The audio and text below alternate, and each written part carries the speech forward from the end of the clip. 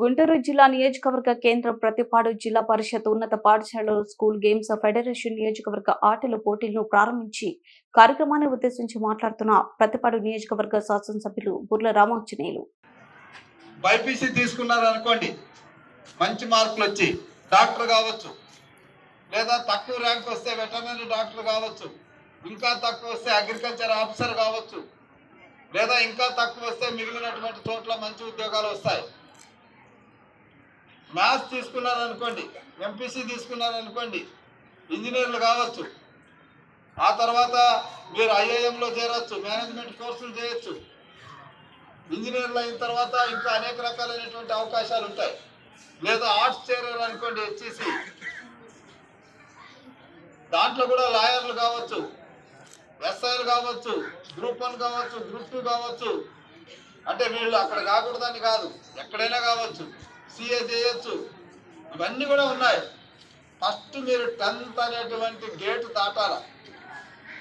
ఆ గేటు దాటితేనే మీకు విలువ ఉంటుంది. గేటు దాటలేదు అనుకోండి, ఇప్పుడు రైల్వే టికెట్ కొన్నావు, నువ్వు ట్రైన్ వచ్చింది, నువ్వు ప్లాట్ఫామ్లో ఉండాలి కదా. ప్లాట్ఫామ్లో లేకపోతే టికెట్ వేస్ట్. రైలు వస్తుంది, పోతుంది. కాబట్టి 10th క్లాస్ వరకు మీరు చేయాల్సిన పని ఏంటంటే ప్రతిరోజు స్కూల్కి హాజరు కావాలి.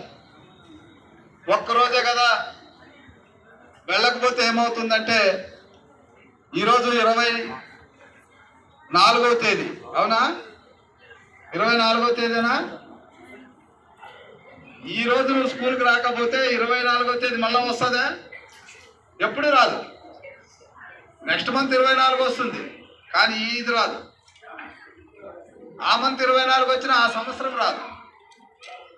కాబట్టి ప్రతిరోజు ప్రతి గంట మీకు ముఖ్యం. ఎన్ని పనులున్నా, ఇంట్లో ఏ శుభకార్యం ఉన్నా, లేదా ఏ కార్యక్రమం ఉన్నా, పెద్దలు చేసే పనులు పెద్దలు చేస్తారు, మీకు అనవసరం. నేను స్కూల్కి వెళ్తానని చెప్పి స్కూల్కి రావాలి. అన్న పెళ్లి జరిగితే మీకేం పని ఉంది?